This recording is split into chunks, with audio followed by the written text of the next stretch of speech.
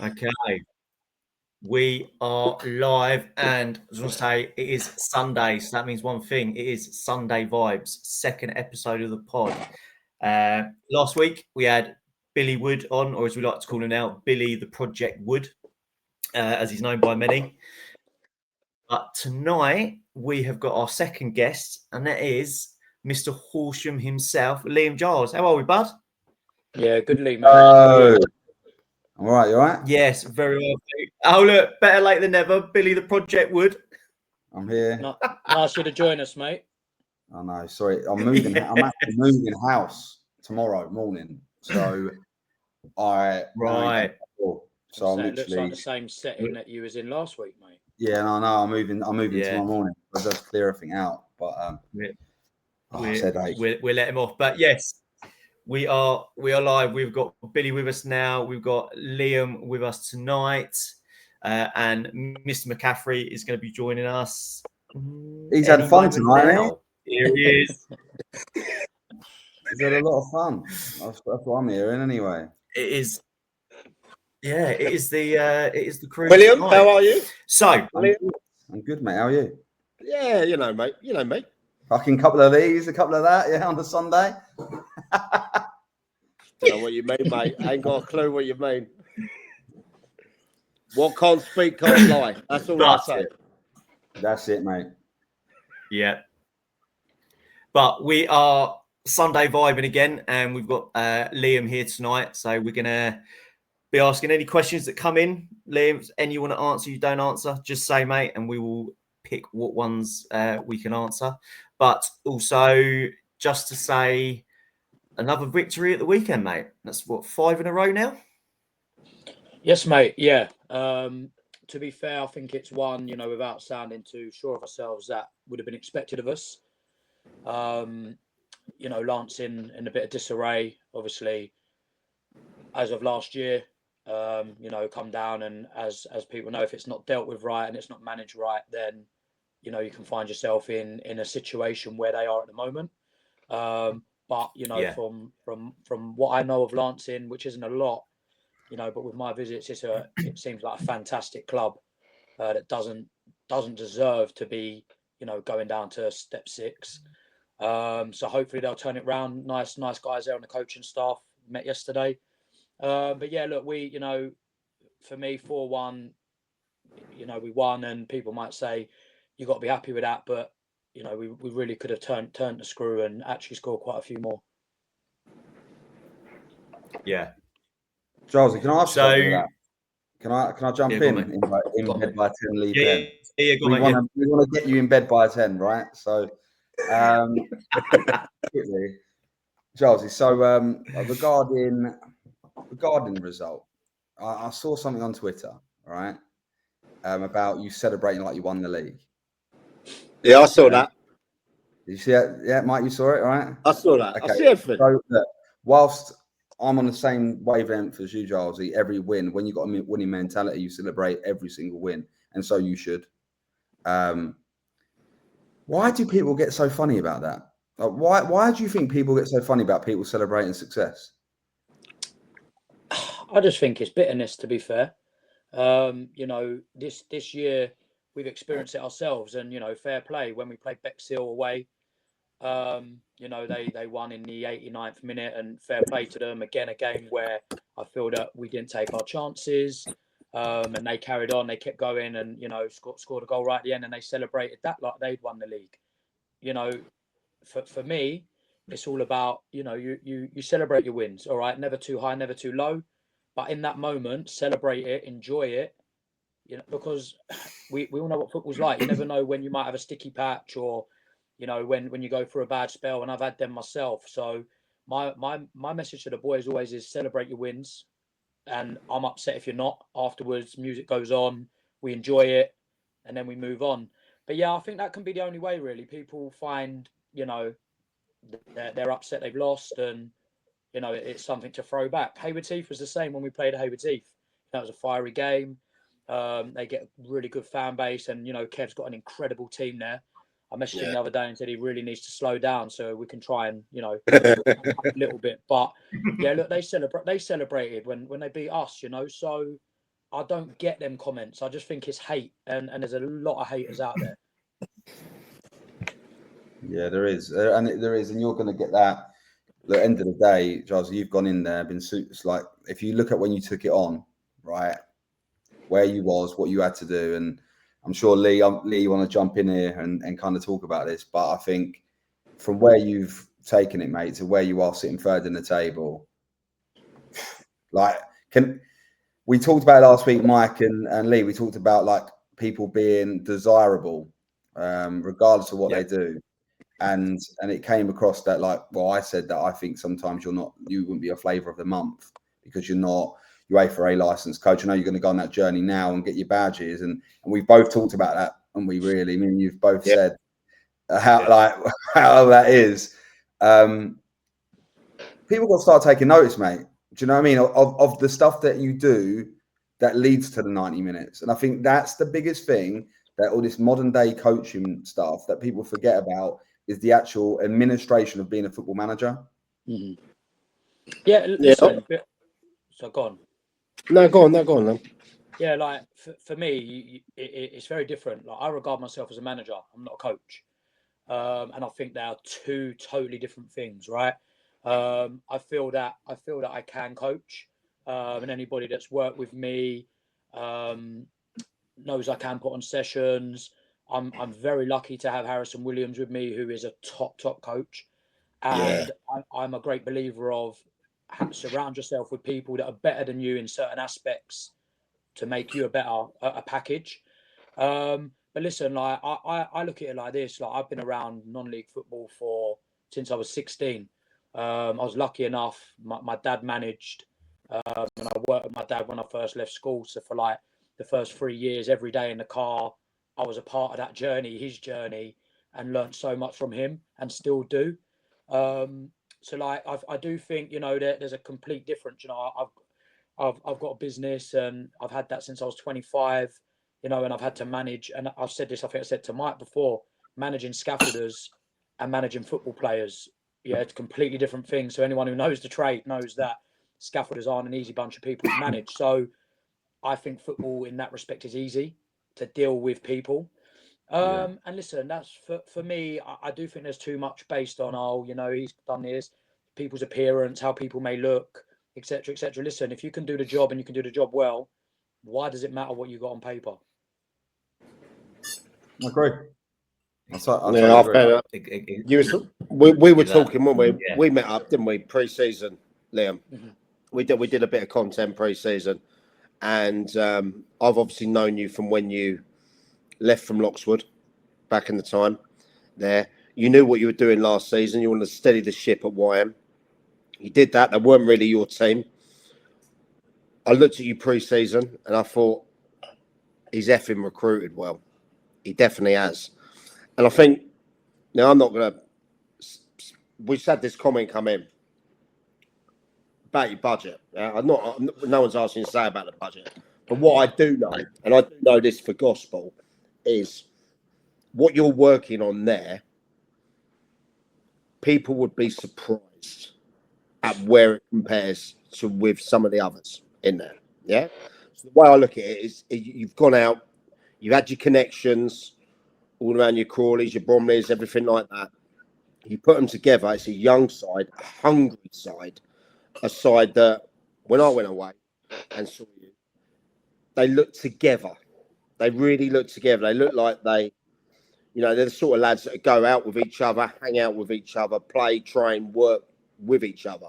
You know, I think you're doing a great job there, but it must be tough in the region you're in. Horsham, FC doing bits at the moment. Dom, Broadbridge Heath round the corner, Roffey up the road. You know, you've got Croydon, Roygate, and that. The pool of players around there is sparse. You know, so I think you've done a really, really good job there, mate. And I think this year we're seeing your team as opposed to others' team. So, I mean, that's my opinion on it, mate. Yeah, look, I'll be as transparent as I can be, and I always will. And I will beat the drum. And look, I know there's people out there that say, oh, we don't pay, or their budget must be X, their budget must be this. Genuinely, the money I've got, I'm told from the committee when I came in, that's what, you know, Dean had from the club. And I got the same. Exactly. And it still is the same. And actually, when you break it down, so we only pay, well, the club only pay for league games. Okay. So actually, they base it on a 38 league game season. So That's fair when you enough. then break it down, don't get me wrong, you get any FA Cup winnings, which is great. Like, you know, so it puts an onus for you to do well in that. Obviously, we won one game, so that gave us I think it worked out an extra, I think it was an extra £80 a week for 20 games. So, Okay. so that obviously helps. But genuinely, I had a similar budget, if not a little bit more, at Step 6 when I was at Croydon. So, and when you look here, I would probably say, from what I know, and again, there's hearsay, etc., I would say we're in the top 10, but we're not nowhere near what the other lads have got inside the playoff positions, from what I'm told. Well, you're But certainly not in the top 3 or 4 where your position is. Definitely not. And to be honest, with what we've got, I try and, you know, whatever we can do on the outside to bring in extra revenue. I won't pay out my own pocket. Like, that's not what I'm doing. You know, I've got a young family, and, you know, I know a lot of people do it. You know, well, one side in our league that, you know, have done it for a couple of years, and, you know, I just don't think, for me, that's not sustainable for the clubs either. But look, we do have a little extra, a few bits and pieces, but like I say, the budget we have, I reckon, you know, we're top 10. Fair one. Sounds good. Right. So I've got two things to ask you, Gilesy. Well, one thing was a little stat that you sent me last night was that you doubled the club's points total this stage last year, and you're 3 wins away from equaling year's end points. Yeah. So, Look, I mean, sorry, Lee. To be honest, how many did you retain from last year? So when I took over from Dean, initially there was 2 players. Got on the phone, you know, and respect to them players, by the way, because they felt that Dean was not fairly treated, or, you know, their loyalties were to Dean. They played either with him or for him for a long time, and, you know, a lot of them walked when he did. We then got on the phone after the initial first week. I think we got about 4 or 5 back in the end. You know, and fair play to Dean. I think he did say as well, he got on the phone and he said to lads, look, you know, don't just stay away from me. If you want to play for YM, go and play, or something along them lines, which was obviously very good of him. But yeah, no, in the end, you know, I just tore up the script, and what I did do last year, which has helped out the start of this year, is I cut the money pretty much in half what we had, which was, you know, not a lot as it was already, and just said to the lads, look, you know, there's 20 quid petrol, £30 petrol for the lads that travelled a bit further at the end of the year, which allowed me to then bank a little bit more money to start with. But I think we ended the season, I believe, with, I think we retained 8 or 9. 8 or 9, so it wasn't bad. We had a base of a squad, and we finished the season really well. So, you know, we took that then into pre-season. I think you've done a smashing job, mate. Yeah, you know, and I think there's other Bill. I think Bill said last week, it hasn't gone unnoticed, has it, from like people in and around the county, what he's done on that. I think it has gone unnoticed, Mike. Do you really? Yeah, I actually do, right? And this ain't no knock on Giles at all, because I think I speak really highly of him, not just because we get on and we chat a lot, but we speak a lot about football. We speak a lot about the climate of what's going on. I think there's people that get jobs for the wrong reasons. I do. Now look, we'll talk about Shoreham late in a bit, I'm sure, right? But he loves the Princeton job that came up recently, and I'm going to be honest, I can't understand, and I'm not trying to get him out of Horsham Wine because I want him to keep job. He has, and look, he's laying the groundwork here. He's, Liam, look, the eyes are you going. knew you had your own job, mate. But He sees a project. Yeah. everything's a project for me, mate. I think that with Gilesy, right, and his recruitment and the fact that he's got these good player pools, I'm a little unsure why. Yeah, East Grinstead have done what they've done. Fine, yeah. Well, they also did get smashed at the weekend again, and I think that's going to now they're 12 points from safety. That's one hell of a task, even in November. Like it is, and effectively what they did is they picked Forest Row up, put a new shirt on, and they've gone and played. And with all due respect, it's proven that they haven't got the quality to compete. They haven't, and that's no knock on the players. I think they're very, very good step 5 level team. I think they probably need 3 or 4 to maybe 5 players, in my opinion, to then to try and fight their way out of it. And I don't know what that budget situation is. But going back to my point, I can't understand. If I'm the East Grinstead chairman, committee, whoever, and I'm going, right, we're going to make a change, and it's been a long time since we made a change, we need to sit down and go through candidates and speak to candidates. And from what I know, look, Giles, you can speak on this. I don't think you got a phone call or touted on it. But he would have been one of 300%. I would have had a conversation with if I was at East Grinstead, based on location where he's at. Like, because you have to look at your geographical area, where the players can come from, where the manager's based. I just can't understand why. Not that, and why I'm going to hate me for this because they're sitting third at the table. Last thing they want to do is lose their manager. But and you might not want him to go, but for me, he would have been the perfect candidate, in my opinion. And then that's when I go back to the point is I think he is going unnoticed a little. Okay. And I think he's going unnoticed because it is so much more on trend to go for a young coach. Look, I'm 40 in March. Giles is no spring chicken either, right? We both had our paper rounds, right? So he couldn't get on the bike; he was too short. I had a full head of hair before I went into management. I tell you that. Yeah, did yeah. But I think for me, it's not always like you can get a bit like what's the word? Stereotyped, like casting a role, and I think maybe that's what's happened. You know, the Croydon stuff, and people suddenly start thinking you're county. Yeah, actually, the work that he does behind the scenes is probably like better than most of the step 4 clubs out there. Because I'm telling you, a lot of them don't have a clue what they're doing.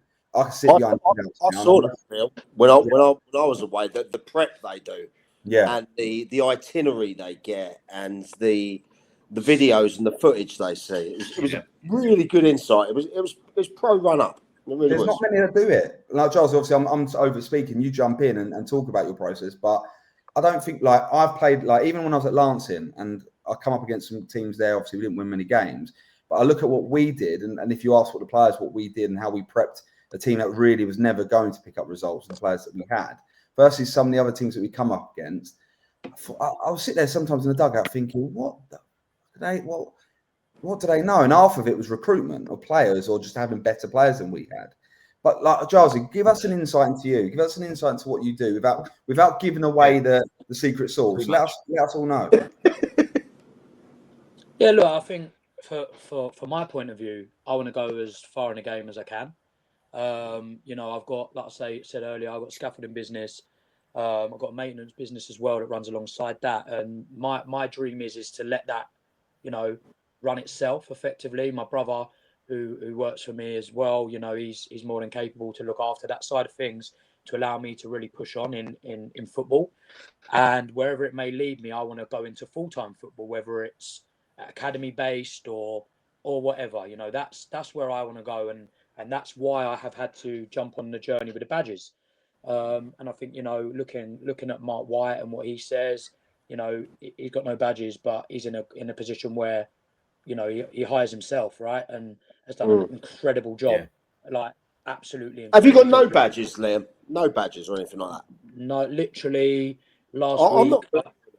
I'm not 25-meter swimming badge. Yeah, no, yeah, level.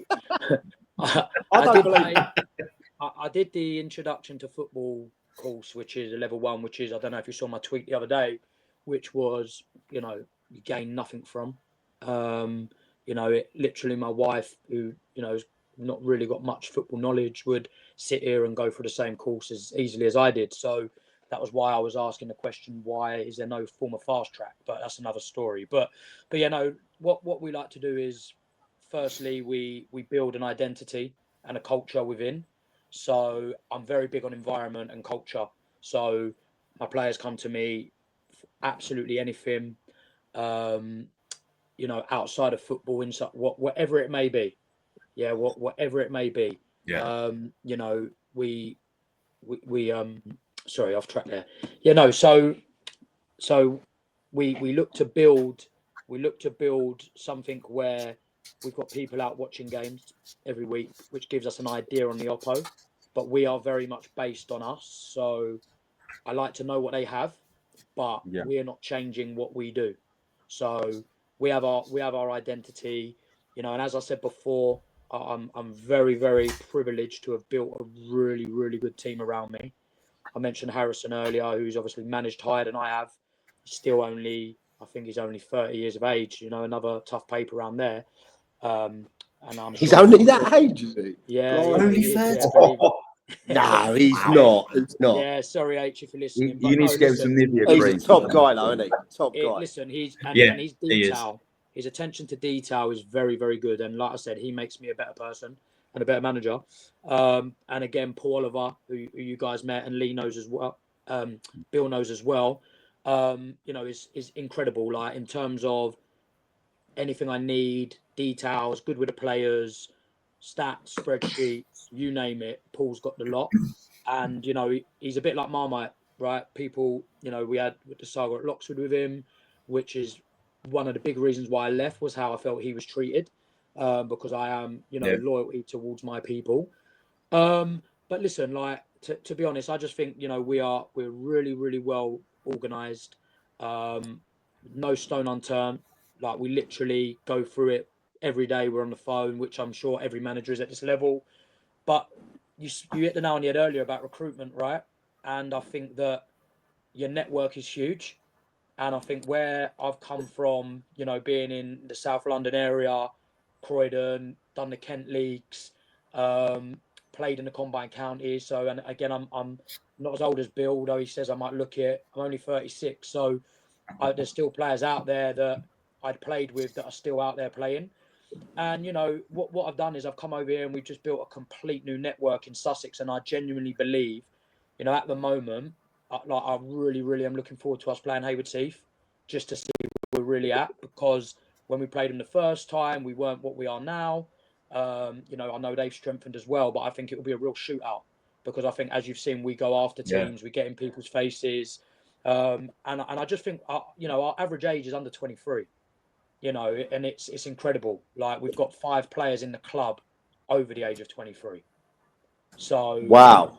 Yeah. So, I feel that as long as we can go where I want us to go, we get, it was touched on last week, Bill, I heard when you sang about, ambitions of clubs and where clubs want to be. And if we was to get promoted, could I manage on the budget we've got? It would be probably the lowest budget ever in the Isthmian League.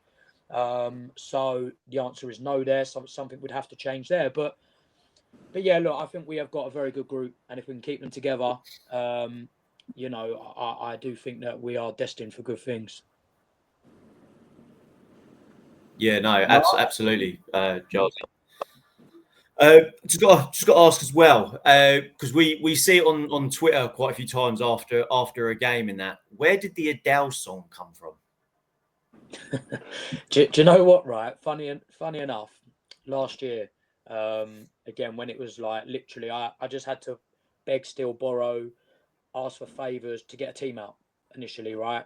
And thankfully, Ashley Dugdale, who over 500 games for YM legend, he stuck around and was a big part of us finishing the season how we did. And I think what happened was they were going through like a playlist for the dressing room, and all right. Young lads and Duggars, being sort of closer to my age than he is the 23-year-olds we got in the squad. I think it was his choice, I believe. I might be wrong there, but if he's listening, he'll back it up. And it just stuck, and it's just gone from there. Really, there's no sort of What meaning song is behind it. Adele, Someone Like You. Oh yeah. Can you give us for people that don't know that song? Do you mind giving us a few seconds worth? Yeah, rendition. Go on, Giles. Just To tune be into fair, the Giles, Instagram. we Tune into the did Instagram that on outfield Saturday last year night. as well. You'll get the drift. Yeah. Yeah, we had the same song last year outfield. But we never also sang just it touching, Lancing, but we had it outfield. but just touching on like what Bill's saying, like about East Grinstead, right? And I'd also talk about potentially, Bill's involved at Hastings as well. I look at, for me, I'm, and you'll laugh because I believe in what Bill says about a project, right? I think it is very important. If you're in it for the long term and you're not just trying to bounce around, and you've genuinely got a plan, right? It's almost like a business plan, right? You have a plan, you have a project, right?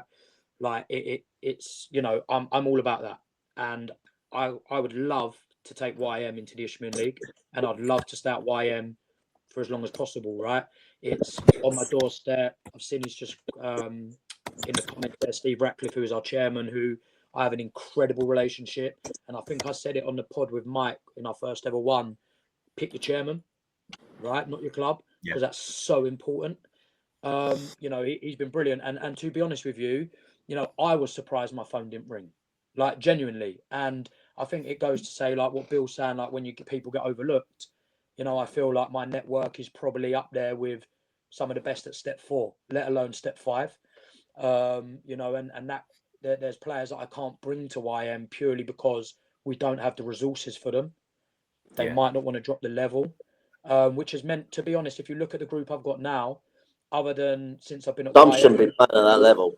No, they shouldn't. But you know what, Mike? What I was getting at there is there's only one player in that squad that's played for me previously, which goes to show I haven't now got what I would call my core of players that have played for me elsewhere.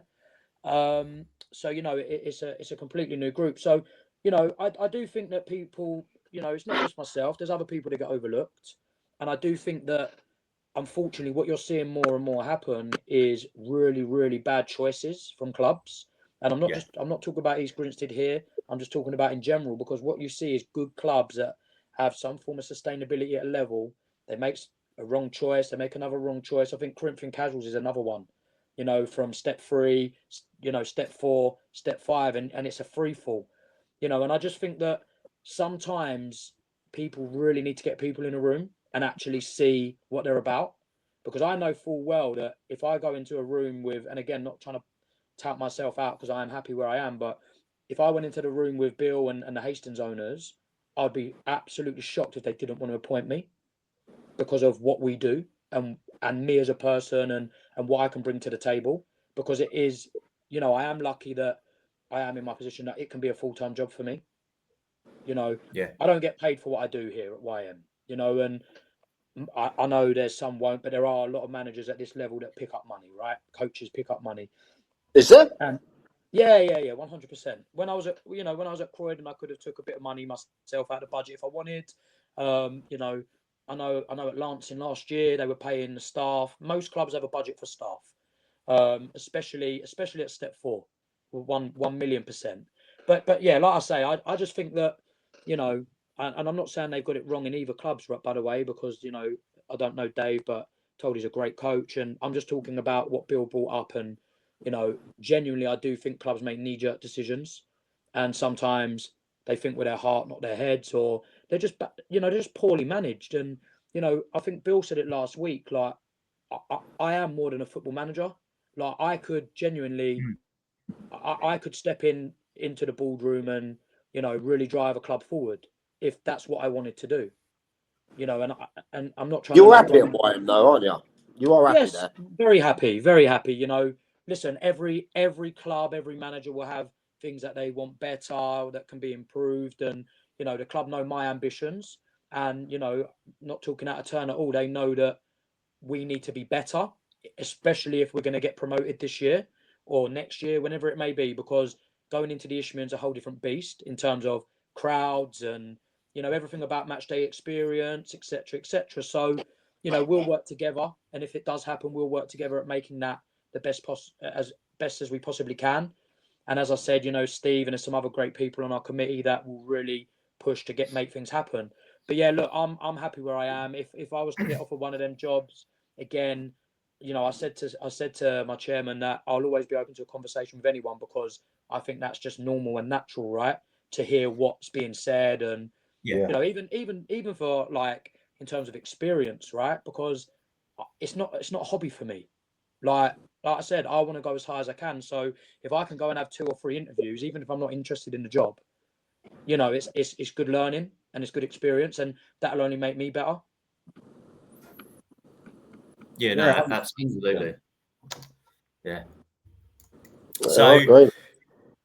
going sort of on with the results you've got this season. Is it who's your next game? We got Billywood Shoreham Saturday. Fucking hell! Can't wait for that. Billy, let's have your take on that, please, mate. They win. He's like, Who, Shoreham? yeah, 100%. Yeah, 20 new players coming in. Look, I think Sean obviously made their appointment. I think boldly, I think it's wrong. I do, and it's no knock on the lad, right? If I was his age, I'm sure of us, all of his age would have like get a hard on at the thought of getting a job like that. Step 5 at 22 years of age, right? But he's 22 years of age. He was with all due respect to him, he was the coach for Dave Baker at Montpellier Villa last year. Got relegated from Step 6. Now, it's not like he got relegated from the league above or league above that or has a pedigree or anything. He effectively was a coach at that level. Okay, and look, relegations happen to the best of us. We've all been there. I haven't. Joe, all right, question for you lot before we carry on, because I wear it a lot. Does the Lancing one count as mine for 11 games? Right, how many games were you in there for? 11. How many did you win? Come on, none. No, I just need to know the facts. None. No, How many did you draw? 1 point. How many goals did you score? Fucking hardly any, Mike. How many did you concede? Let's be realistic. They were in the bottom 4 before I took over, and I only had You 11. knew what you were taking on there. Yeah, 100%. But is that solely my relegation? I fall to the table. If you kept him up, would that have been would you have took that? No, I wouldn't have. Gone Giles, gone. Right. So same for me, right? My first job in football was Croydon, yeah. And I took the job, I think, with 12 games to go, and they had 6 points on the table. I knew full well taking that job, I was going to have a relegation on my CV. Yeah. And even though the damage was done long before I went in, I knew I was going in there, and it was my right into management, because I was 30 years of age. I was playing at the time. I just finished playing at Hawley. I was still playing that year, but in and out, injuries, work, whatever. And I looked at it and was like, I can't pass up on this opportunity, so I'm going to take it. My dad said, you're out of your mind. You know, it's a suicidal move, blah, blah, blah, blah. But I looked at it in a different way. I wouldn't be here now, I don't believe, if I didn't take that job. So I've got to wear the relegation, but there's always, you know, if you actually look it up and read into it, you know, the damage was done. And I think, you know, Bill, in your situation, I think the damage was pretty much done before Morgs went in there, to be honest, because even with Morgs and H, they got like a little mini revival, went on a good run, you know, had a few results, and then obviously dropped back in. But you know yourself, that league's, you know, it's unforgiving. And there was obviously a lot of issues there at Lancing, because there's a reason why they are where they are now. Yeah, so Bill, I think you have got to wear it, mate. Cheers, mate. Right, let's go back to Shoreham. We get a t-shirt next show, mate. Yeah, I'll say my bit on Shoreham. Project of relegation. I'll say my bit on Shoreham. Firstly, you've got to give the lad a chance, a fair crack at the whip. Look, he'll be under no effing of illusion of the challenge ahead, yeah? And he is young, but is age a barrier? I know you need a bit of experience in there. If you're good enough, you're old enough, ain't you? No, but Mike, it's too young. Even that. It's Mike. It's like, all right. Yeah. As you as a centre half, right? So, like, say you're 31 years of age as centre half, ball's gone over your head. over your head. They've scored, and it's 22-year-old kids having to go and tell you what to do. What do you do as a 31-year-old? I get what you're saying there. You're trying to It's go a bit of fuck a- yourself. Like, Yeah, that's not bullshit. Like you would go fuck off. What do you know? Like, do you know what I mean? Like, it's just natural. It's natural. The one thing I think for him is if they get the staff around him right and they bring like a grey-haired man or an older man, right, who's been around the game, who's got contacts, then maybe. But I just look at it and go, as a player, why would you go? Like, what's your reason right now for going to Shoreham? And like, where's the player contact? he might not get that chance again.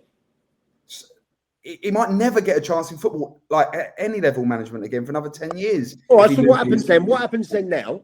He goes Yeah. around and somehow, against all odds, he pulls them out. They go on a run, and they avoid a relegation. Yeah, He looks a fucking hero. And then that's why everyone takes those jobs, like, because he's nothing to lose. But actually, the biggest loser. So you can't argue him having a punt at it. Mike. So you know what I was saying before about chairmans and clubs?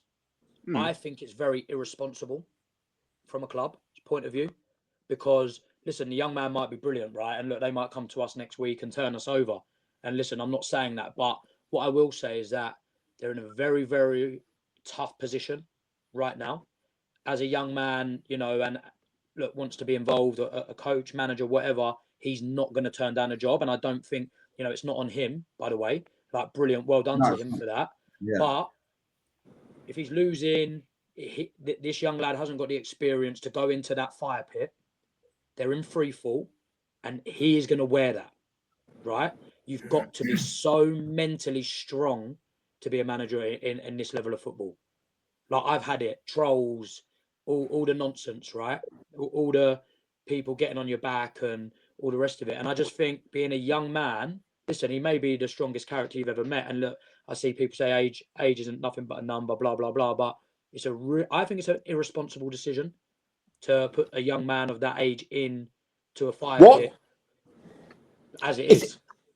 I'm not because look, I know their chairman. Yeah. Yeah, And same. all of us do, right? From where he came from there, from his point of view, 4, 5, 6 games into the season, they'd won 3 or 4. They won away at the Vars at Nap Hill, and then overnight he lost the whole squad. Mm-hmm. Yeah? When Lowell moved on, and can't blame Lowell for moving on to what's going on over at Saltdean there. Josh, when he came in, he looked a bit out of his depth in there. This could be the same case for the lad. I mean, what are the expectations? Well, that's the thing. Well, you're saying it irresponsible. I sort of get where you're coming from with that, thinking that maybe it's a lamb to a slaughter, maybe another one, yeah? Maybe they should have gone with a Billy Woods or a Bill Clifford or someone like that. Somebody that has got the experience of the level and the network of the players at the level, because in the situation they're in, and believe me, I came in at YM, like I say, with 2 players and had to do a total rebuild. That's not easy. You know what it's like to be happen to be in that situation. 100%, like 100%. And but the difference is, Mike, like I had 5 years experience coming into it with a very good network. And even then it was tough. You know, we had Hassocks come to us, beat us 4-0. We had Crawley Down come to us, beat us 4-0. You know, and I'm wearing them results myself. And listen, it's not nice, especially when, you know, you're ambitious and you regard yourself as a winner. And, you know, it's hard. Like, you know, you guys all know, like, look, Bill, Mike, especially, like, when you're involved in management, you know, it ruins your whole weekend. So you've got a family at home, etc., etc. All right, I don't know this young man's, you know, his situation. What is his background? Do we know his background or where he's come from? He was Dave Baker's coach at Montpellier Villa last year. Montpellier, yeah. Right, okay. He was doing interviews. Like, if you go back on Montpellier's page, he was doing interviews, and and I think Josh wasn't that a Montpellier Villa contact as well. Like, you've got to ask yourself what's the circle. Like my last point on the Shoreham thing, right? And again, it's not my business, etc., etc. But if I'm putting myself in the Shoreham Agreed, Jack. chairman's Well done. shoes, Yeah, go on, Giles. Yeah, I'm going to say that about Jake in a bit. Like yeah. Yeah. So if I'm in the Shoreham chairman's shoes, I am putting out an advert for applicants.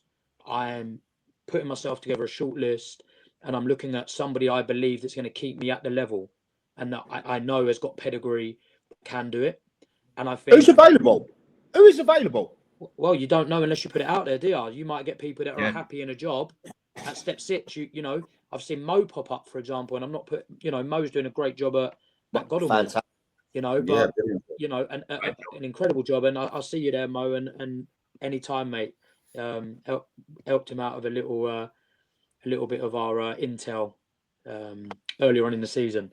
But look, like, you don't know, right? That's the answer to it. You do not know who's going to apply. So if you don't put it out there, you never know what's actually on the table for you. And I just think that, look, you know, I just personally think that you know, you're asking for trouble without going down that road and actually being open to it. But who am I to say that, right? Hopefully they turn the corner, just not this week, and the young man is the next Jose Mourinho and he's climbing through the leagues in no time. Can you imagine that if he goes and turns you over at the weekend? Oh, serious egg on my face. The trolls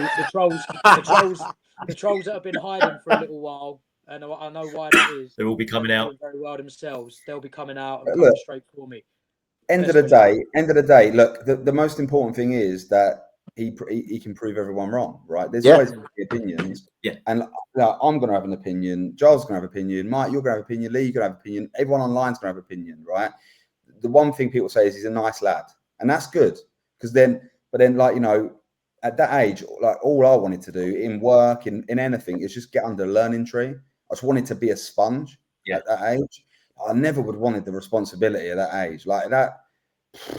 It's like Giles says, it's really sometimes it can bear like heavy. I'm telling you, the Lancing thing, and I'm a grown man, right? With a lot of trolls, like even when Hastings were top of the league and flying high, and I still get batterings because it was like, you know, this is the CEO, very outspoken CEO talking and blah blah blah, right? And I could deal with it, but the Lancing one was horrible, and the Shoreham interest has been horrible the last couple of weeks. Like, Josh must have really I know he done an interview and he said, I didn't really bother him, but I'm telling you, it would have, and it's not nice. And I just hope that Connor gets the support he needs in this role to be able to be successful. And if he doesn't, then look, they're going to be making another change in 10 games' time. It's going to be even harder for them. Do you think he's going in with someone, an older head or anything like that? Have you heard anything like that? I don't know. I hope so. I hope Come so on, for Bill. his sake. No, there's no way. Look, I don't know it. I don't know the lad. I don't think you could do a number 2. I don't think you're that. You're No, exactly no. what you said. You're not that character. Leaders lead, right? And that's it. Like, for me, like that's what I do. And that comment, Jake made a comment. Jake, not to point fingers, but it's no different than me getting the Lancing job. It is different. It's a lot different. One, I spent 5 years in Ishman football, building sides, so my recruitment network was a lot bigger, because I couldn't deliver it because of transfer embargoes and outspoken players and no money is one thing. My network was there. 2, I was managing Upfield at the time. We were the only team at that point to go to league leaders Seaford and win, right? We didn't lose to Seaford at all season, right? You lost to me, didn't you, Bill? Yeah, I did, Mike. I was only manager for 2 games. Yeah, you're the only one who in that period of time. But I'll take one of them. No, you did. It was, mate, that game was ridiculous. Well, let's be honest. Yeah, that guy got sent off, didn't he? Yeah, it killed us because we were flying, and then suddenly it gets sent off the time. It was a McCaffrey masterclass. It was. You got off the pitch, Mike. But like we were at the time, we getting that job. Yes, it was step 6, but we were points per game. I think 3rd or 4th in the table. But we just had a few games in hand because of the pitch situation at the Upfield, and we were doing all right. We had a good side there, and we would have finished in the playoffs 100%. So it's not really the same because I have experience. But Lancing did take a chance with me, but that was always thought about 11 games. What we're going to do next season. It was the heat and the problems with the club that didn't allow that to happen, and that's fine. You know, it's made me want to go into everything I do opened eyes, like everything I do. And I just think with the Shoreham situation, Shoreham's a really, really good club. And I really, really, really, really hope that for me, that he gets the support to deliver. And yeah, Jake, you're right. Who knows? Connor might have a great network. And he might be a great coach at the Russell Martin Academy. Great. But he's now got to go and prove he's a manager, which is a lot different than going and coaching kids. That's a fair point. It's a fair point. By the way, this is no knock on him. So I want because we've got to give you can't assassinate the lad before he's no way. He just needs. I think what it is when people make appointments, rightly or wrongly, you're gonna get scrutinised either way. The same when I got the Lancing job. The same actually when Giles got the Horsham job. Right? Let's be honest. Like the Dean Carden brigade come out. No, Jake, it's totally fine, mate. But like the Dean Carden brigade come out. Jake. And really, really, like went at him, didn't he? Like completely went at him. And I think we've all been there. Like even when I got the Hastings CEO role, I got hammered. By the way, locally, what does he know? Did you? Yeah, did you? Absolutely. And then I delivered their first league title in 20 years as CEO. So it is what it is. But I think people need opportunities. I do, and I agree with that. But I just think Connor could have gone in with someone as their two, learnt shit ton for 2, 3, 4, 5 years, then gone and coached higher up. Like could have gone, I don't know, coached at the Ishmael League level, done that, been a 2 there, and then maybe then gone like successful, like someone like a Burgess Hill men's first team, somewhere like I don't know, even like whatever, Hastings, could be Worthing, whatever, be around that scenario. Get everything he needs, and then at the age like at 30, 28, 29, 30, 31, 32, whatever, go into a role that's really kind of a little bit, give himself time, give himself a pre-season. Now he's got to just get his head down. We don't know what he does for a job, but Giles will tell you, completely tell you. Okay, we'll go into that in a sec. But Giles will tell you, this being a manager, your actual work suffers. Like you have to probably do 10 hours a day on football because you have to make phone calls to your current players, players, signing new players, making sure the kit's there, making sure that like you have to do so much, right? So I don't know, like going in now, he's now got to recruit. So like from the weekend's game, they played Bexhill. Obviously, Steph, actually one of my staff at Hastings Women, he was in goal for Bexhill, didn't keep a clean sheet, typical of him. But with regards to that, like how many players were different? I saw that Magic Sabino was back in the team. Again, no knock on him. He's back yesterday. There's no knock on him at all because obviously he's got a good pedigree. But Magic's what? He must be mid-40s now as well. So they need more players than that, right? Because ultimately, like they need it. They need the help. So look, I don't know. For me, again, this isn't a character assassination on the lad. I really want him to succeed because ultimately he's the man they've trusted to do the job. But it's going to be bloody tough. It's going to be tough. And go on, Giles, go on. So almost, I think it's a bit different if they'd appointed the lad before pre-season and he had a whole pre-season to understand things. Because listen, I came in December, and it was tough. Like I say, again, not saying I'm Jose Mourinho or whatever, but I've got a contact list. I've got my ideas, my philosophies, etc., and it was tough. It was really tough. I think we went I think it might have been 8 games or something without a win at one point. And that's tough. That's probably the toughest point of my career. But I managed to get us out of it. And then once you get a full pre-season, it's your identity, your project from scratch. And you can literally so I think that's what's really tough for him. I think it's really, really tough that he's gone in, they're on free fall. I don't think they've won for, is it 12, 13 games or something? Something like that, yeah. Something like that. So listen, I really hope he does well because fair play to the young man. I think he's probably going to be the youngest manager in non-league. And I hope we haven't mentioned that, to be fair. He's got to be close. Yeah, 100%. And genuinely, I wish the young man all the best in the world, just not next Saturday.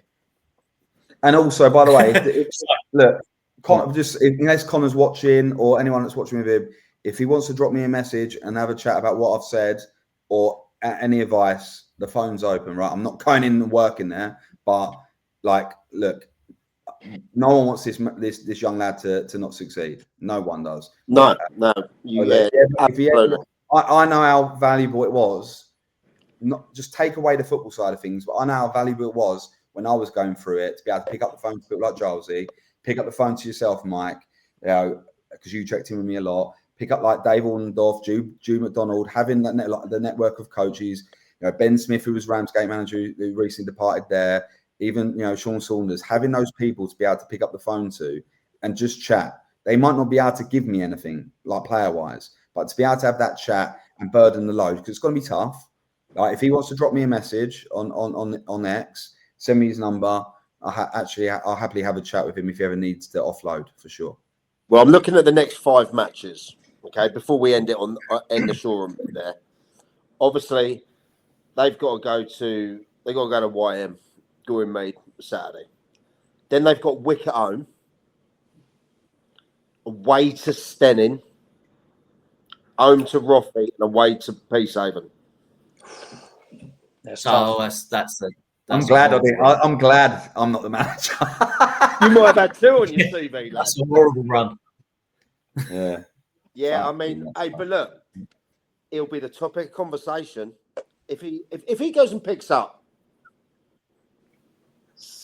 5-6 points out of 5 games. Yeah. By the way, I think what Shoreham need to do, this is my big advice, is like with the recruitment, don't be fucking scared and scattergun because you'll just be in the same situation. If he's just scattergunning, I know that player, he played for us last season here, they will just get absolutely tonked. He actually needs to just be really open with the chairman, set a target list of 15 players, try and get 6 of them through the door, improve, go and win 1 in 3 games. Like, just try. How tough is it to recruit at this time of year, lads? You two should know. Yeah, if you're not winning things or winning games, players can be shit houses. Who wants to be in a relegation battle if you're any good?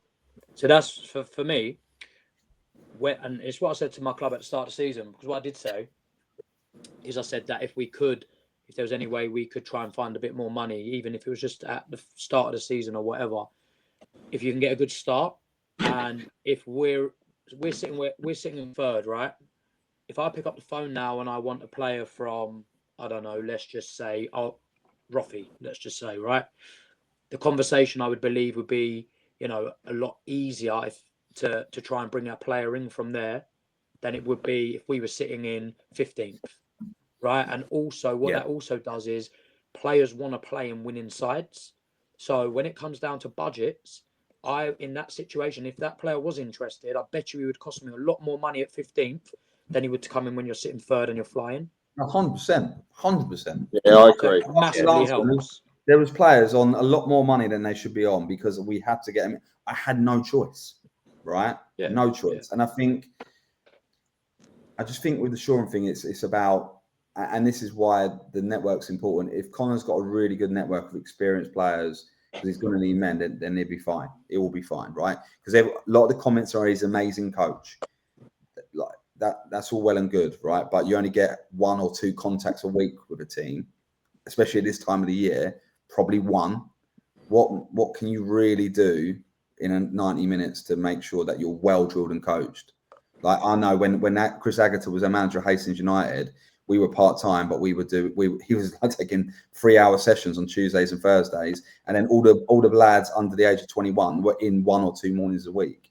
So you can get your footballing philosophy into those players, so you can drill and coach.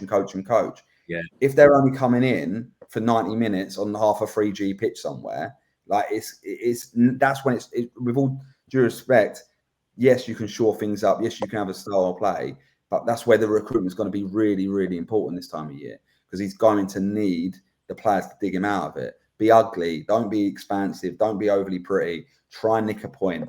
Like I say, a winning 3 could be 3 draws. Really, it's 3 points, right? If we look at it from the other team's perspective, I'm sorry to jump in there, lads. There are a couple of you got Van Dinians and Lancing around them. Lingfield only 2 points above them. Yeah. Wick dangerously close, and then Midhurst only takes a couple of games, doesn't it? For any of those. Yeah. Yeah, it's For so any- tight.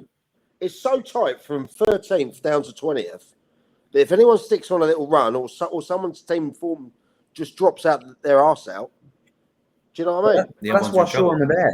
Shoreham's arsehole fell out. That's why they are on 9 points. Right? Now, the loss thing gets blamed a lot. It gets blamed a lot that he went.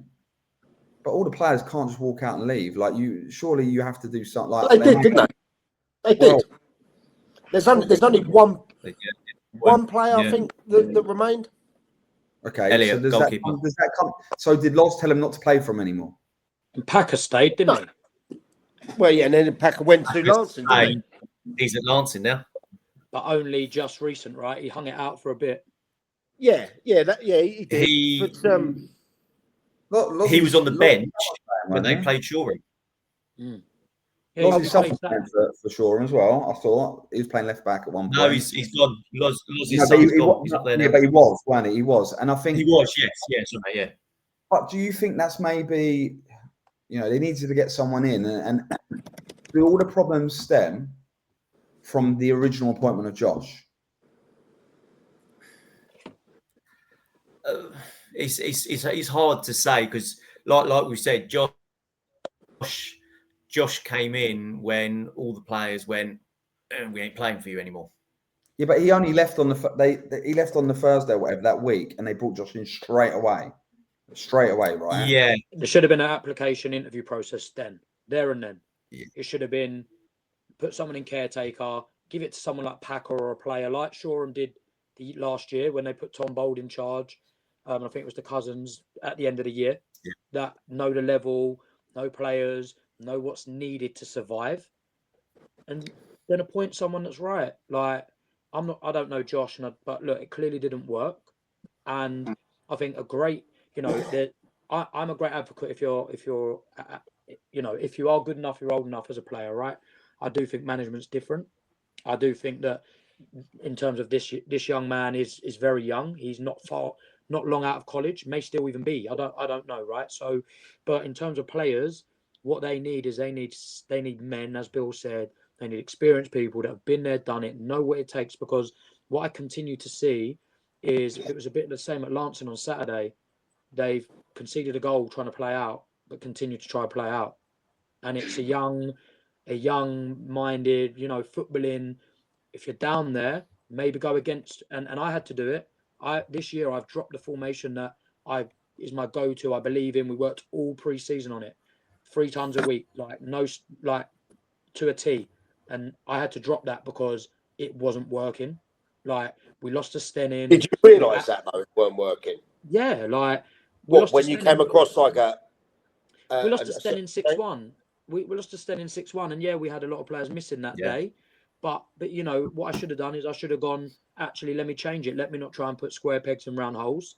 And actually then looked at it and thought, you know what, we were missing a few players for a couple of weeks. So what I did is I just went to a different formation, and we've stuck with that, and it's been working. So I think what makes a good manager or a good coach is identifying when it's not right and actually going, not being so it's about me and how I want it to be, actually recognize what's best for the team, what's best for the football club. And you can always return to that at another time when it's, for example, get safe, no worry of relegation. And this is where we was at last year, right? When we got out of the trouble, because we was in a relegation conversation for a little bit last year. And once we got out of that, I then went back to the shape I started with this year, which I knew I wanted to do. And actually, it doesn't matter then so much, right? Because we're not in danger of going down. So I can then look at trying to, implement what I want, playing style, shape, blah, blah, blah. So it's very, very important that, these young coaches don't just try and stick to wanting to play the Pep Guardiola way that was before he's now changed it. Yeah. Because the best coaches change up, right? Look how City are now playing. They've totally changed it. They have to change. They changed their identity. Everyone's copied them for however long, right? Now they've changed it. Do you know what I mean? Like a good manager recognizes that and does that. Yeah. Right. All So right. we're gonna slowly start to close it down, but Oh, because you got to I've go to got a bed, question. please. No, You know, I've still got hour and a half. Hour and a half, there's, mate. there's over But 750 got of a you watching now. Just keep going. Let's roll it. 750. Is that all? Massive. 750, yeah. You haven't even tapped into Bill's network yet. All yours. So yeah, Josy. So what is it? Obviously, we were at games with you, so we saw you played there. You played really, really well. Great win and everything like that. But what is it like to manage a player like an I know what Alfie? you're going to say. An Alfie. Okay. Yeah. I thought What is it you were like to gonna say. manage I him? thought you were going to say Noel Fisher. To be fair. Wait, leave my I boy mean, the Noel alone. fish wins. My Leave the God, Fisher boys You got- alone. Incredible, They're the pair of them. Incredible. But quality. Alfie, as you saw, right? You know, love Alf, right? He's been around Yeah. Sussex football for so long. He has his ways and all the rest of it. But credit where credit's due to him this year. There was a conversation whether he would even make our squad in the summer. We had a chat and said, Right. Alf, come back in, get your head down. And to be fair, like he has been outstanding.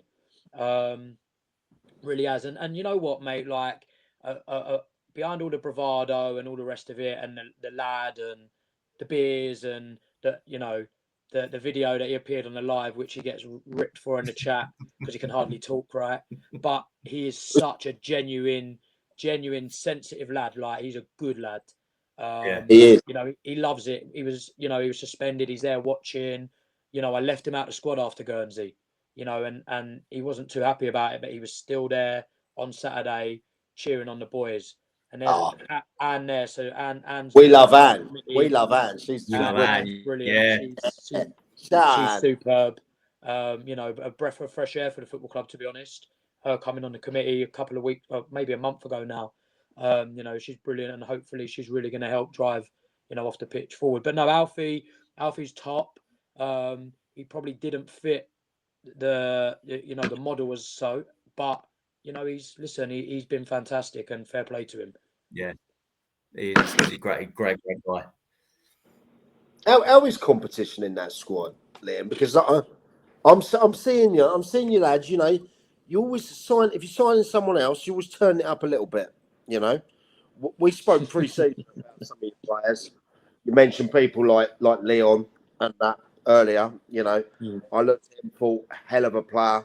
Didn't realise his brother. Didn't realise he had a twin in Noel.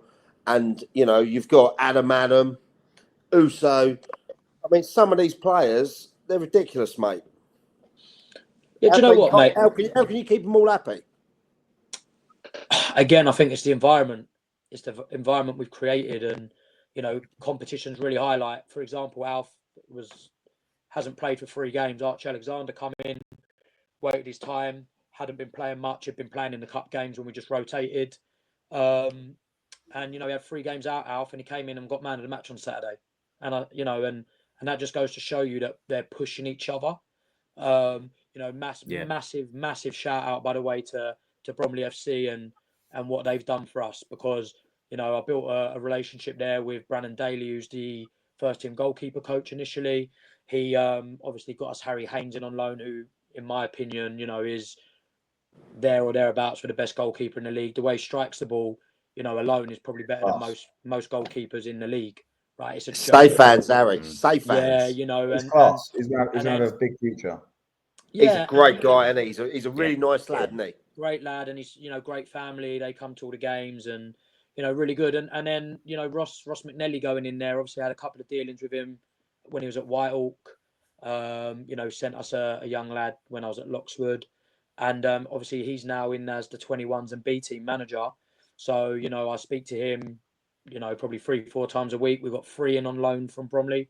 We've got 3 scholars, and I even went down there and, watched the session and, for my development and my learning. So they've been a really, really big help. And again, that's what I'm talking about, network. So that's been fantastic. And it helps push lads on. I bought in Sam Hards. Do you know what? I just saw that. That's why I was laughing. He's normally in bed by 6. So for him still to be up is that the old fella? Is that the yeah, dad? that's the main man. That's the Yeah, main man. Mr. G. That's the gaffer. That's the gaffer there. That is the the boss. gaffer. That's the gaffer at heart. But yeah, no, listen, we brought young Sam Hards in on loan from Bromley, and he came straight in on his debut, scored an absolute screamer. Started the next game, scored an absolute screamer. And we've got Jesse Sentemu, Usman, Dasanko, Caden Hummerston, Charlie Martin, Tommy McKenna. We've got firepower in abundance. Do you know what I mean? And they just listen. They drive each other on so much, and it's a testament to the group because players could go and play elsewhere and play every week, but they want to be with us. So, hopefully, long may that continue, and that'll be a big part of the success. I mean, there's a few games coming up for you, isn't there? Obviously, we talked about Shoreham. Then you're at home to East Preston. I saw East Preston. You got him in the cup. I saw him Yesterday. Saturday. Zion FC, innit? Well, look, I'll tell you what. First half, they battered Worthing United. It was 2-0. Second half, Worthing United came through, but they got some players. Kev's got a team down there, mate. There'll be no rollovers. Kev's very experienced. I know him from years ago where he was the Croydon Athletic manager. Had great success when he was at Guildford City. Again, obviously, he's moved away from his roots in being a Croydon bloke, and has had to start again in Sussex. But look, we won't listen. They rolled us over in pre-season, and I'll never forget because my coaching staff give it to me about it all the time. We lost 1-0, and we were poor, and I made them do pitch runs. They turned the lights off, and we were still doing pitch runs. And Kev Rayner come up to me in front of my coach team. He put his arm around me and went, "You'll be all right, Gilesy." And to this day, when we got the East Preston draw, that was the first thing that went in our staff group chat. Don't worry, you'll be all right, Gilesy. Kev being a great guy, but they've just been giving me shit about that ever since. Yeah, well, I buried the hatchet with him yesterday. It wasn't so much with him. Maybe his assistant, but me and him had a fallout from back in Boxing Day when I was involved in Arundel. But Mono, we buried the hatchet, and I wish him nothing but success now. Mm-hmm. Moving on. But then you got Forest Row, and then in the Cup, you're away to Haywards Heath. You've been saying you want to test where you are with this squad. Seems like you're only going to have to wait maybe 2.5 weeks for that. Yeah, listen, and I think that's where I'm showing my ambition, right? Because they are walking the league, and again, listen, like I speak to Kev every now and then. He's doing a fantastic job, fantastic. And listen, they've got a great squad, and again, they've got depth. So if one's missing, someone comes in just as good, And I feel that's where we are now, and I feel that what we didn't have that day when we lost to them in the league, again. I'm in a bit of trouble at the moment for something I said, but so I don't want to go too far into that. But a decision got made that changed. What's this then? Well, I think you all saw my interview that I think it got over 100,000 views, and I'm now on a. Is this one where you're blaming the managers or the refs or something like that? Stop bringing the league into disreview. All right, come on. And to be honest, I didn't say anything that I feel was out of question. But look, I won't go into that. But that day, that there was a massive decision that changed the course of that game. And people might say, well, you still lost 3-0, but moments change games. And up until that point, it was neck and neck. Listen, they had a lot of the ball, which we expected, and we had a game plan to let them have the ball, and we'll try and play and catch them on the counter that day. And we didn't have Noel Fisher, we didn't have Adam. We didn't have Sam Hards. We didn't have the firepower. We didn't have Usman Dan Sanko that day, who's huge for us. So actually, big player, mate. 20 years of age, he scored 7 goals all season for Lingfield last year. He's come in pre-season. What a gem, and what an honest lad as well, by the way. He got offered a silly amount of money. There was a. I heard. Is he the one? We won't mention the club, but is he the one that I know about? Yeah. So legal approach was made. The lad actually video called the call from the club and sent me it. So I knew it wasn't. I would have took the money, mate. I would have took the money and run. Well, listen, there is that, right? And we had It was that big. It was that big, though, wasn't it? It was. Listen, it's money that actually, probably pays for his rent each month. Yeah. But again, like, how sustainable is that? I don't know. I'm not that club. I don't know where they're at. And actually, what he said to them is he's about again the project and what he's bought into with us. Project. Yes, Bill. And listen, He'll fit into Bill's new project. Right in there. we put him under a contract, right? And if you knew the number, you wouldn't believe it. And that's how honest he is. Like, most players would say this, don't sign a contract unless it's 3 figures. The reason why he signed a contract is to keep people away from disrupting his development. And if a club from higher comes in, they will be open to the conversations. But I think he's best placed with me right now. I feel that I've got a good reputation with centre forwards and helping them push on. In the previous years, Errol Mundell-Smith, who I had from the Kinetic Foundation, now pro at Norwich. I had him at Croydon, gave him his debut. Sammy Aioli at Stevenage, scored a hat-trick in the FA Youth Cup, gave him his debut. The likes of Andy Somos and the Richard Pinglings, when I had them, they went on to step 2, step 3. So, I believe I've got the best interest for the boy. And when the time's right, I'll be happy to move him on and help him push on. But, listen, I forgot where we was on the topic. But, you have clubs trying to throw money around, and, a lot of people will take it. But we've got an honest group and a group that want to be there and be in it. So... Can I answer a question that's just come through? Is that all right? Just quickly, because it always gets brought up. But like Josh just said, that Billy needs to talk about the problems he had with not being allowed to sign players if you don't want to take responsibility for the relegation. I think we covered this, Mike. When I went in there, I had a transfer embargo, and the secretary released 4 of my players, and the same week for them to play against us against. That is true. That's true. That is wild. And we were in the transfer embargo as well, so we couldn't actually sign players because there was a league fine wasn't paid for, so we were under a transfer embargo. And that was the previous committee, previous chairman. Yeah, not now, not Martin Gander, no. But and by the way, I actually got a lot of time for the committee because half of them actually quite nice to me. But that's the truth. It doesn't mean that I still don't wear it. If anyone.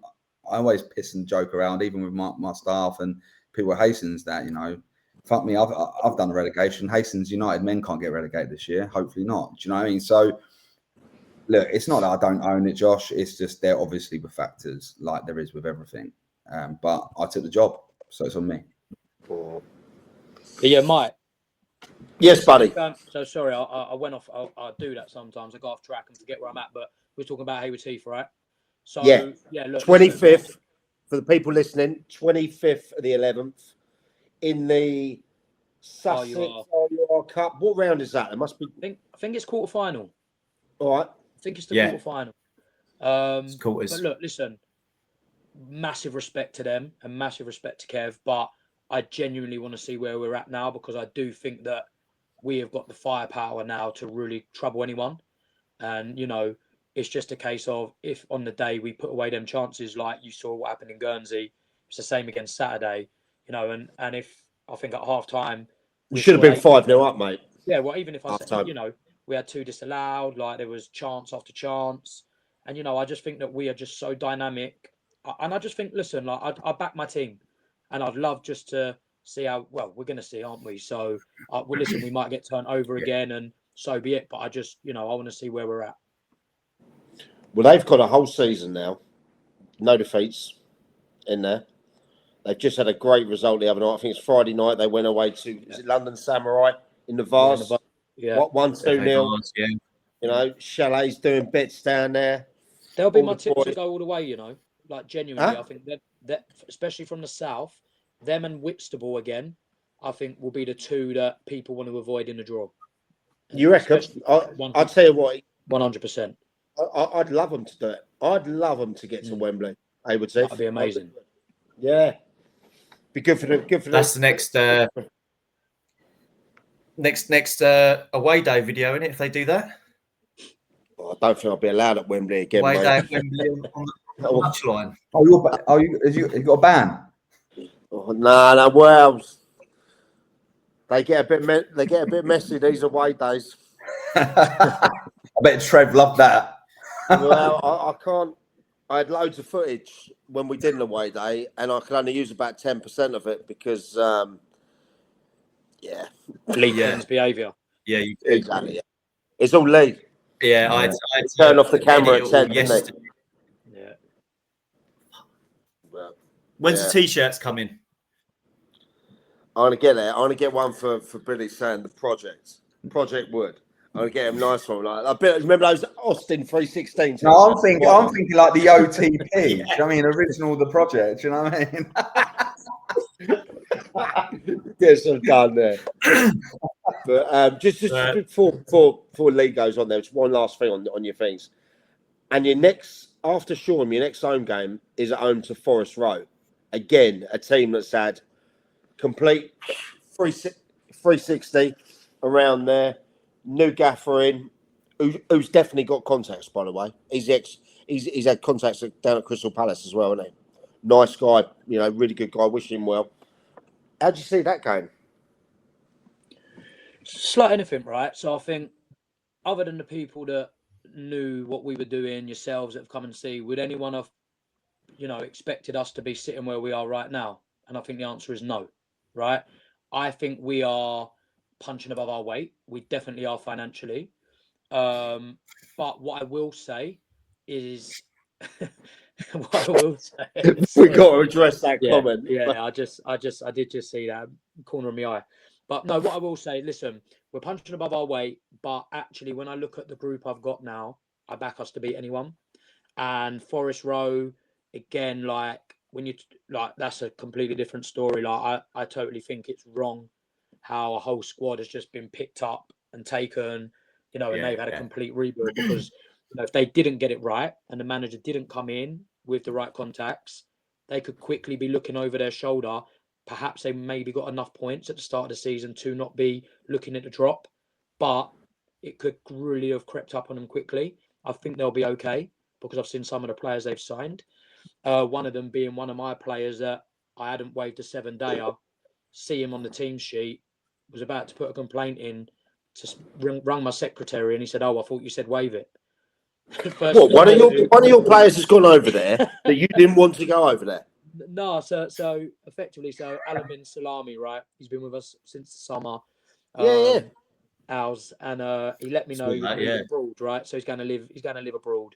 So I said, look, that being the case, it was in 3-4 weeks. Said I'm going to have to, manage that because, there's players that need to be in the squad. If you're going away, to come in, and anyway. So first, I got a message to say I've had a 7-dayer in for him from Forest Row. I've gone back and said, no, leave it. I'm going to speak to him and we'll sort it after the weekend. Go on Twitter or X on Saturday afternoon, the day of Guernsey, and I see him on the team sheet. And I was like, hang about. Admin's all over it straight away, like ready to explode. What's going on here? Like, and then I rang the secretary. I said, what? And he went, oh, I thought you said waive it. So thankfully, it wasn't Leon Fisher or Noel Fisher or one of them lads. Adam. Any of the other lads that are actually present, right? And because he was going away, it was it doesn't matter. But yeah, look, I think they'll be, they're going to be competitive. But I'll say how it is, and I expect us to, we apart from Heath Stenning, because I do think that their budgets should put them above everybody else, and they should blast a lot of people out of the water. Yeah, great. I do feel that we are in a place now where we shouldn't worry about anyone, and I would be disappointed. Listen, we're going to drop points, we're going to lose games, and that's natural, but I don't expect us to drop points against them teams. That's just how I am.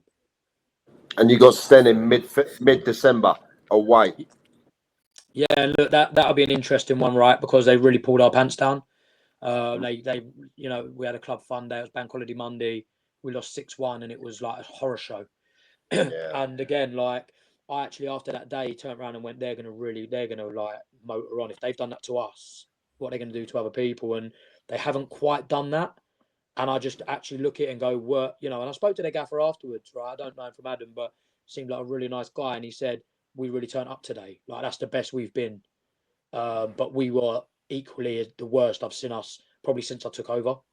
So, you know, again, I think that'll be a really, really good game. And I think that's where, you know, looking at it long term, we want to be looking at finishing as high as we can in the playoffs, you know, for home advantage, because you don't want to be going to Guernsey if they make the playoffs, that is on a Tuesday night.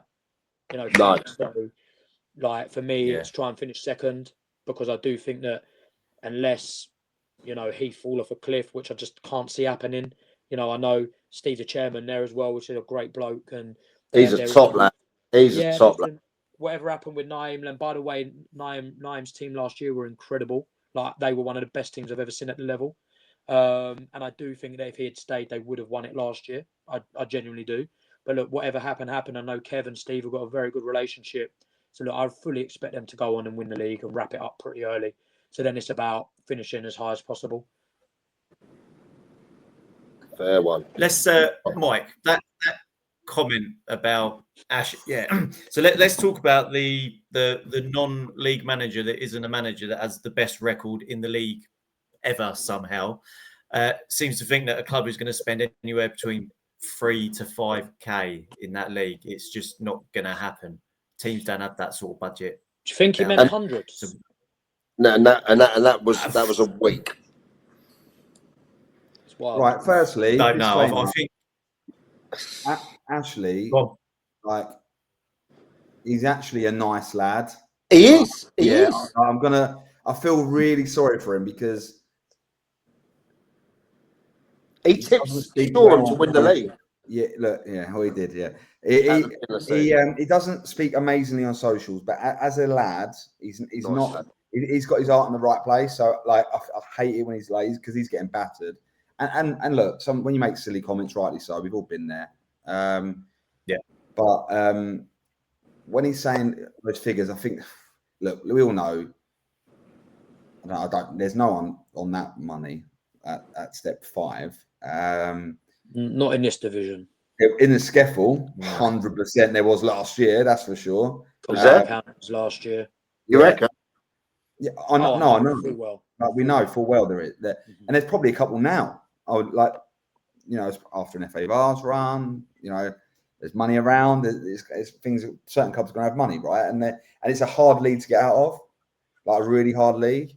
But Sussex has always been the kind of the poor cousin compared to the Skeffel, really. It always has been. And it's the same when you go to look at, like, when you get into the Ishman League and you look at the budgets of the Sussex teams versus the Kent teams. It's not comparable at all.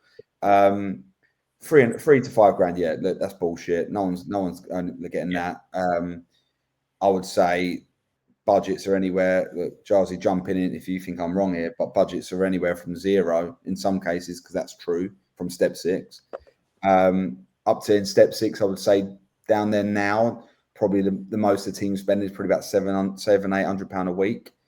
I reckon more. Maybe, I don't, like, from what I know of the team, there was teams probably spending that. There was definitely a team spending more than that last year. That's for sure. Well, that's more than I've got anyway. I know that for sure. And then in the Prem, there's probably a mixture of, again, there's a couple of teams that are really expenses only, and there actually are. Look, the table tells you that a little bit. And then it goes anywhere from that up. If you take Haywards Heath out the, well, actually, I don't even know like what they spend, but let's just say from 0 to 1,500, I would imagine. And Giles, like, you're sitting third in the table, and there's no way you're the third highest payers in that league, in my opinion, from looking at it. The Haywards Heath thing, though, they're getting numbers behind the game. Yeah, they've got a sustainable model with it. Yeah, 100%. An unbelievable model. Unbelievable model. You know, what, they get 600 and something last Saturday. Yeah. I mean, do the maths. Like, even if you just average £10, you know, just on ticket sales, £10 entry. Like, why can't you then have a £2 grand a week budget, or 1,500 quid, or 1,800, whatever it may be? Because look, I don't know, but I would imagine they will be anywhere from 1,500 quid, maybe. But you know, I think that only tells by what players they've got and, you know, where they're able to sign from. But again, Kev will have players playing for him for a lot less than someone else will because he'll have a relationship. So 100%. that is also true. But yeah, I think like for me, I think on average you probably want to break it down. Take Heath, take Stenning out the equation. Again, only from what I'm told, I reckon you're probably looking at an average of 400, 500, 600 quid a week, 700 quid a week on average. And you'll have a couple a little bit more, a few a little bit less. Can I just ask you a question? Right? And I'm not talking about the finance now, but if there's players in your squad, and I know we've overrun a bit, sorry, Lee, but if there's players in your squad, right, that are getting a bit of bunts, 30, 40 quid, whatever, and there's players not getting any done, do you ever get any grief with that behind the scenes? As if say, hang on a minute, this guy's getting this, why aren't I getting anything?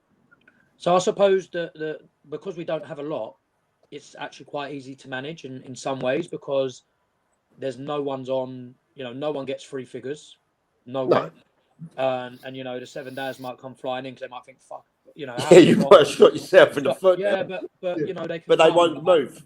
They can come because and massive respect to Jamie Crellin, by the way, at Bridges, because he sent Shay Matthews and Noel Fisher to us on a dual reg.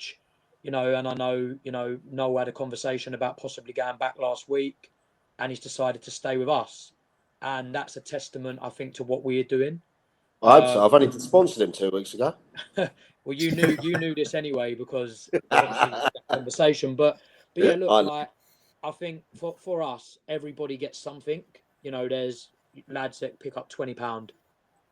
There's some lads that pick up £60. But actually, everyone is ranked to where they are at, right? And lads that are travelling further might get a little bit more than the lads that are on our doorstep. Which, by the way, when I took the job, I was told that, and the club were told that they'll have no local players playing for the club. I'm going to just turn it into a franchise like Alfold was. Wow.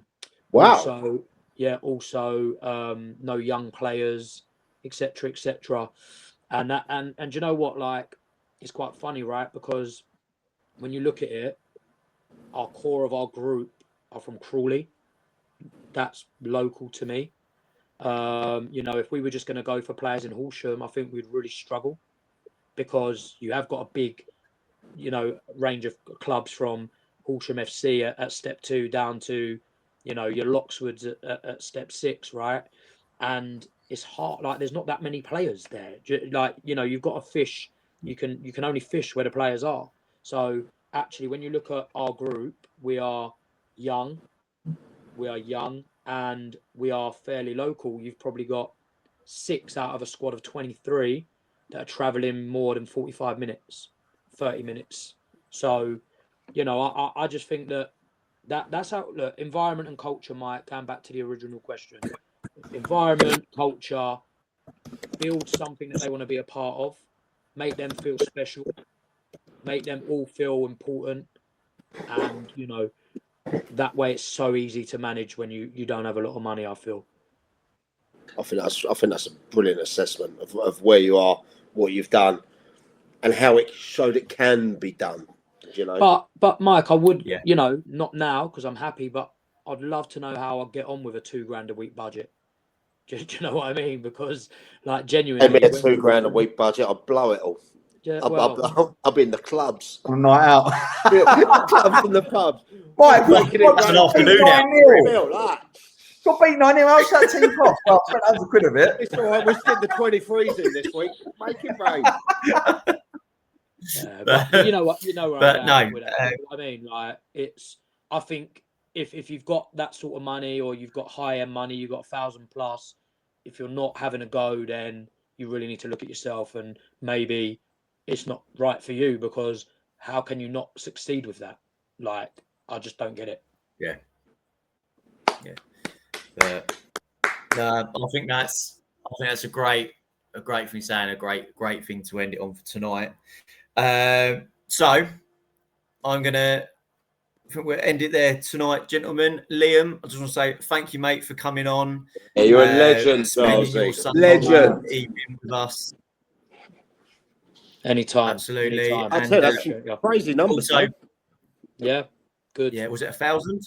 Yeah, you lot hit Thousand- over thousand you're over people 1,000 watching live, which means it's a quiet night on telly.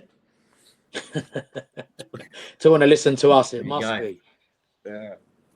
No, wicked, wicked. But no, just another thing as well is also people that don't know, Liam's also a massive supporter of what we do for Sussex football. So again, mate, thank you for the support and everything and the messages that we have back and forth with each other. Yeah, Second ever Dugout Diaries was with Giles. We're gonna have to go back and revisit that, mate. Second ever one I did was with you. Yeah, and that was an interesting one. Yeah, because you just left that Loxford job, didn't you? Yeah, and shame. But yeah, no, guys, keep doing what you're doing. Genuinely, like without you, to be fair, Sussex football's a bit dead. Do you know what I mean? In terms of like, content and presence online. So yeah, thank you for what you're doing. And Bill, be patient, mate. It's coming. There's a big job left in Bill, isn't there? There's another one not far away. There's a big one for me. You wait. There'll be 7 days going in, and then some club's going to think, "Oh, I'm going to have a little approach at Gilesy." Then suddenly next week, announce Billy Wood like that. Nah, my next job, I think my next job is somewhere like, I don't know, fucking Dog and Duck Rovers in Division 8 of the East Sussex League or something like that. Maybe we'll see. If you do that, I'll come as your number 2, mate. Oh fucking hell, mate! We'll be flying. Reckon we'll have money to spend in the bar. We'll have loads of money at the bar, mate. Yeah, brilliant. Cheers, gents. Yeah. See you next Sunday. Thank you, gents. Thank you, Liam, mate. Lads. See you later. Yes, see you next Sunday. Bye-bye.